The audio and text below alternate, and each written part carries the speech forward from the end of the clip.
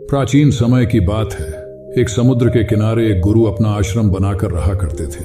हजारों शिष्य उनसे ज्ञान ग्रहण करने के लिए दूर दूर से उनके पास आकर रहते थे। गुरु का ज्ञान देने का तरीका भी बहुत ही अनूठा था। शुरुआत में वह अपने शिष्यों को उपदेशों के माध्यम से ज्ञान देते थे। उसके बाद वह अपने शिष्यों को उस ज्ञान का अनुसरण करने के लिए कहते थे। उस ज्ञान को अपने व्यावहारिक जीवन में उतारने को कहते थे। एक बार उस आश्रम में एक सम्राट अपने बेटे को ले पहुंचा। उस सम्राट ने उस गुरु से प्रार्थना की और कहा कि आप मेरे बेटे को अपने आश्रम में रहने दें और अपने तरीके से उसे ज्ञान दें। उसे इस आश्रम में बिल्कुल भी ऐसा नहीं लगना चाहिए कि वह किसी सम्राट का बेटा है। उसे बिल्कुल साधारण शिष्यों की तरह ही ज्ञान देने की कृपा करें। गुरु ने मुस्कुराते हुए कहा कि सम्राट ज्ञान इसी तरीके से लिया जा सकता है। अगर तुम अपने आप को दूसरों से महान समझोगे तो तुम ज्ञान ग्रहण नहीं कर पाओगे।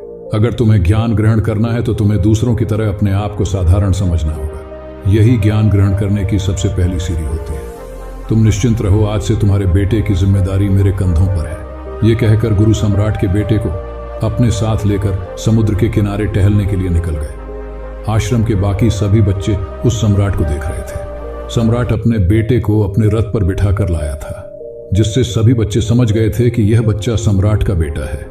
इसी वजह से आश्रम के सभी बच्चे सम्राट के बेटे की तरफ आकर्षित हो गए थे। जब गुरु सम्राट के बेटे को लेकर समुद्र पर टहल रहे थे तो सम्राट का बेटा अचानक फूट फूट कर रोने लगा, क्योंकि अभी वह सिर्फ 12 वर्ष का था और 12 वर्ष की आयु में उसके पिता उसे अपने से दूर करके चले गए थे। यह सदमा वह बच्चा सहन नहीं कर पा रहा था।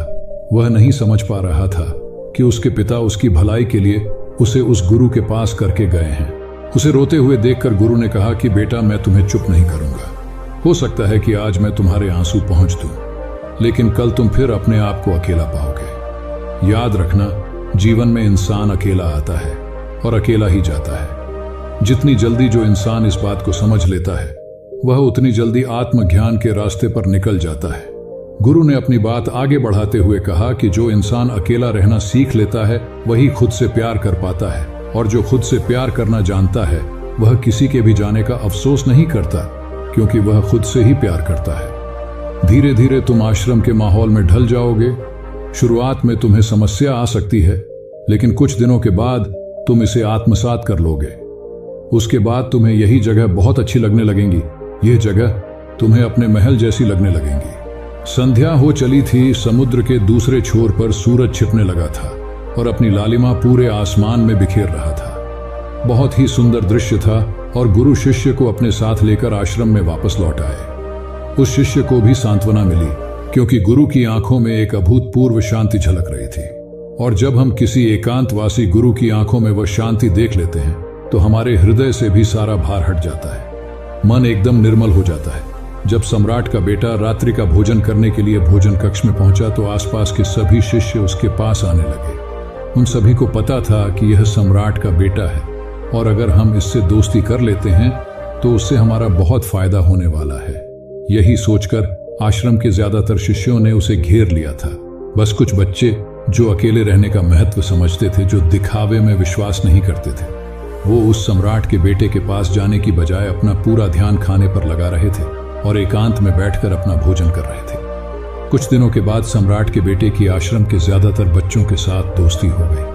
अब वह आश्रम में उन बच्चों के साथ घूमता, उन्हीं के साथ अपना ज्यादातर समय बिताता। आखिरकार वह सम्राट का बेटा था। सुख सुविधाओं में पला हुआ था। आसपास बहुत से दास और दासियां होते थे। आसपास अपने मित्रों से घिरे होना, वही दिनचर्या उसने इस आश्रम में भी अपना ली थी। ऐसा नहीं था कि गुरु को यह सब पता नहीं था, पर गुरु उसे अलग तरीके से ध्यान देना चाहते थे। बच्चों को ज्ञान आप उपदेश देकर नहीं दे सकते, उन्हें साक्षात्कार कराना होता है। उसके बाद उन्हें वह बात समझ आती है जो आप समझाना चाहते हैं। गुरु को यह बात पता थी कि अगर मैं इसे बोलकर बताऊंगा तो यह कभी समझ नहीं पाएगा। मुझे ऐसे दिखा होगा, इसे एहसास कराना होगा कि अकेले रहकर तुम अपनी शक्तियों को जान पाओगे। यह सीख देने के लिए गुरु एक दिन उस शिष्य को अपने साथ एक ऊंची चोटी पर ले गए। चोटी पर पहुंचकर गुरु ने उस शिष्य से कहा कि अब तुम्हारा ज्ञान पूरा हो चुका है, बस एक आखिरी रात तुम्हें यहां पर बितानी होगी। उसके बाद अगले दिन शाम को मैं तुम्हारे राजमहल में तुमको पहुंचा दूंगा।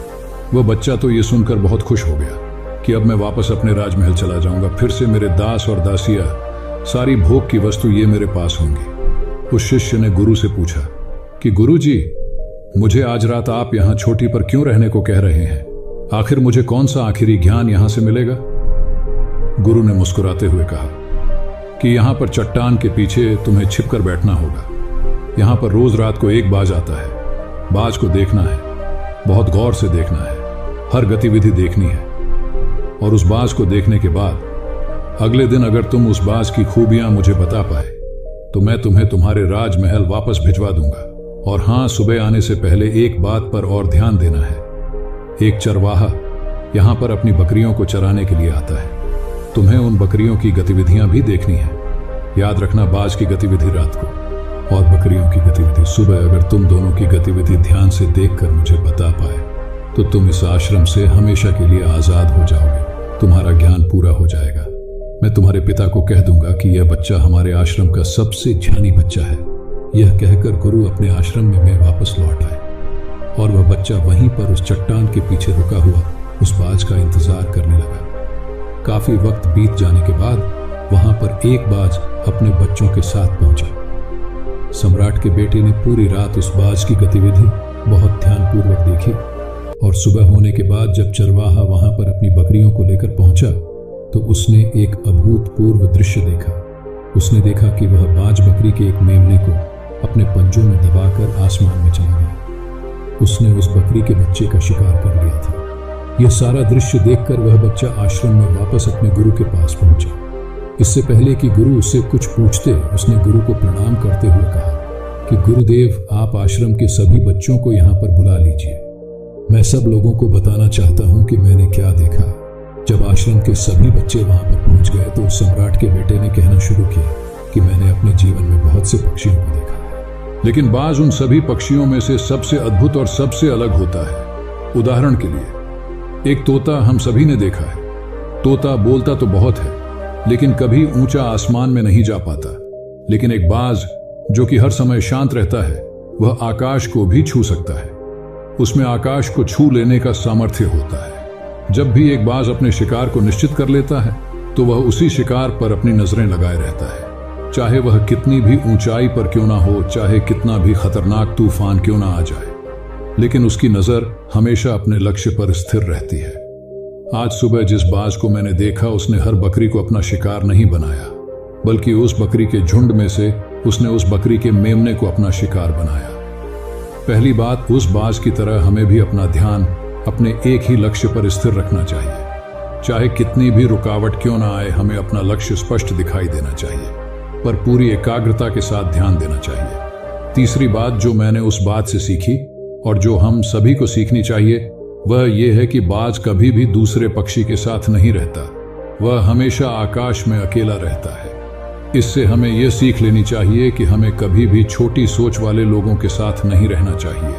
आखिरकार हम भी वही बन जाते हैं जिनके साथ हम रहते हैं। इसीलिए या तो महान सोच वालों के साथ रहो या फिर अकेले, क्योंकि जब हम अकेले रहते हैं तभी हम खुद की ताकत और खुद की कमजोरियों को जान पाते हैं। कमजोरियों को जानकर उनको दूर कर सकते हैं और अपनी ताकत को जानकर उसका सही इस्तेमाल कर सकते हैं। लेकिन वह तभी संभव होगा जब हम अकेले रहना सीखेंगे। चौथी सीख जो हमें एक बाज से लेनी चाहिए कि एक बाज हमेशा अपनी सीमाओं से ऊपर रहता है। जब तूफान आता है तो हर एक पक्षी अपने घोंसले की तरफ भागता है, खुद को छुपाने की जगह ढूंढता है, लेकिन बाज ऐसा कुछ भी नहीं करता। वह खुद की सीमाओं को हटाकर बादलों से भी ऊपर जाने का प्रयास करता है। हवाएं उसे धक्का मारती हैं, पंख उसके भारी हो जाते हैं, पानी और धूल की वजह से कुछ दिखाई नहीं देता, लेकिन वह फिर भी आसमान की तरफ जाता रहता है और अंततः बादलों से भी ऊपर निकल जाता है। और वहां तब तक ऊपर जाता रहता है जब तक मौसम ठीक नहीं हो जाता। अपनी सीमाओं को सिर्फ इसलिए हटा पाता है क्योंकि वह समस्या के आने पर उसे घबराता नहीं है, उसे डर कर बचने का प्रयास नहीं करता, बल्कि एक सकारात्मक नजरिए के साथ उसका सामना करता है। जीवन में चाहे कितनी भी रुकवा क्यों ना आए, हमें उन रुक बैठना चाहिए। बहादुर तो वो लोग होते हैं जो तूफानों से टकरा जाते हैं। कायर तो अपने घर में, अपने घोंसले में, अपनी जगह में आराम से बैठ जाते हैं। पांचवी बात जो हमें एक बाज से सीखनी चाहिए कि बाज कभी भी अपने घोंसले में घास के कोमल तिनके नहीं रखता। जो तिनके कोमल होते जाते हैं वह उन्हें निकाल कर फेंकता रहता है। उसी तरह चाहे कितनी भी आरामदायक जिंदगी आपको मिली हो, लेकिन उस आराम से ऊपर उठकर अपने आलस्य को हटाकर जीवन में मेहनत करते रहना चाहिए। जीवन में पसीना बहाना चाहिए, शारीरिक मेहनत करनी चाहिए। अपने घोंसले से कोमल तिनके उठाकर फेंक दो और आज ही अपने आलस्य को हटाकर निकलो। हर दिन अपने आप को चुनौतियां दो, हर दिन मुश्किलों का सामना करो, क्योंकि वही मुश्किलें तुम्हें मजबूत बनाएंगी। जंगल के राजा शेर को भी झुंड बनाकर शिकार करते हुए देखा जा सकता है, लेकिन बाज हमेशा अकेला शिकार करता है, क्योंकि वह जानता है कि झुंड में रहना हौसला तो देती है मगर साहस छीन लेती है। आदमी को हमेशा अकेले ही आगे जाना होता है। यही कारण होता है कि वह जल, थल और नभ सभी जगहों पर अपने शिकार का परचम लहरा सकता है। बाज की उम्र लगभग 70 साल की होती है, लेकिन 40 साल में ही उसका शरीर पुराना हो जाता है। नाखून उसके पैरों में ढंसने लगते हैं, पंख उसके शरीर में चिपक जाते हैं, उसकी चोंच खराब हो जाती है, उसका शरीर भारी हो जाता है। ऐसी स्थिति में शिकार करना तो क्या, जीने की भी हालत नहीं रहती। उसकी ऐसे में उसके पास सिर्फ 2 विकल्प होते हैं। पहला, या तो वह खुद की इस अवस्था को स्वीकार कर ले और भूखा प्यासा मर जाए, किसी दूसरे जानवर का शिकार बन जाए, और दूसरा विकल्प यह होता है कि वह 6 महीने एक बहुत ही दर्दनाक प्रक्रिया से गुजरे और खुद को फिर से पहले जैसा मजबूत बना ले। लेकिन बांस दूसरा विकल्प चुनता है। इसके लिए वह खुद को एक बहुत ही ऊंचे चोटी पर ले जाता है, जहां वह पहले अपने सारे पंख खींच खींच कर निकालता है और फिर चट्टान पर पैर मार मार कर अपने पंजे कुतर देता है। उसके बाद उसी चट्टान पर अपनी चोंच को पटक पटक कर पुराना हिस्सा निकाल देता है और इस लहूलुहान अवस्था में खुद को दूसरे जानवरों से छुपाता फिरता है। अगले 6 महीने तक वह इसी दर्दनाक प्रक्रिया से गुजरता है और इंतजार करता है नए चोंच, नए पंखों का। तब फिर वह अपनी नई जिंदगी शुरू करता है और निकल जाता है अपने शिकार पर, और अगले 30 सालों तक फिर से राज करता है। इसीलिए समय आने पर हमें भी अपनी पुरानी आदतों को त्यागना होता है और कुछ नया सीखना होता है। समय के साथ बदलना होता है, अपने आप को तैयार करना है, वरना हमारा भी शिकार हो सकता है, हम भी पीछे रह सकते हैं। इसके बाद सम्राट के बेटे ने बकरी की विशेषता बताते हुए कहा कि बकरी हमेशा झुंड में चलती है। उन्हें झुंड में एक साथ चलने से हिम्मत मिलती है, लेकिन जैसे ही उन पर शिकार होता है वैसे ही वो बकरियां तितर बितर हो जाती। उस पूरी बकरियों में से एक भी बकरी अपने साथी की मदद करने के लिए वापस नहीं लौटती। इससे हमें यह सीख मिलती है कि हमारे साथ कितने भी लोग हो, किसी पर भी यकीन नहीं करना। यकीन करना तो खुद पर करना, क्योंकि बुरा समय आने पर वह बकरी तितर बितर हो जाएगी, आपको पता ही नहीं चल पाएगा। गुरु को प्रणाम करते हुए सम्राट के बेटे ने अपने गुरु से कहा कि गुरुदेव, अगर मुझसे कोई सीख रह गई हो तो कृपया करके आप बताने की कृपा करें। गुरु ने सभी बच्चों को संबोधित करते हुए कहा कि यह सभी बातें जो अभी इस बच्चे ने बताई है सब सही है, लेकिन ये सारी खूबियां आप लोगों में तभी पैदा हो पाएगी जब आप अकेले रहने का अभ्यास करेंगे। आपने देखा होगा कि बाज कभी भी किसी दूसरे पक्षी के साथ नहीं रहता, ना ही किसी के साथ अपनी दोस्ती बनाता। वह आसमान में अकेला रहता है और अकेला रहने की वजह से वह अपनी ताकत और अपनी कमजोरियों को जान पाता है। इसके बाद गुरु ने अपनी बात खत्म करते हुए कहा कि मैं आज रात इस सम्राट के बेटे को इसके राजमहल में पहुंचाने के लिए जा रहा हूं, क्योंकि इसकी सीख यहां पर पूरी हो गई है। और ये कहकर गुरु उस सम्राट के बेटे को राजमहल की तरफ ले जाते हैं। तो दोस्तों, ये थी आज की कहानी। तो 2 वीडियो को लाइक करके कमेंट बॉक्स में नमो बुद्धाय जरूर लिखें।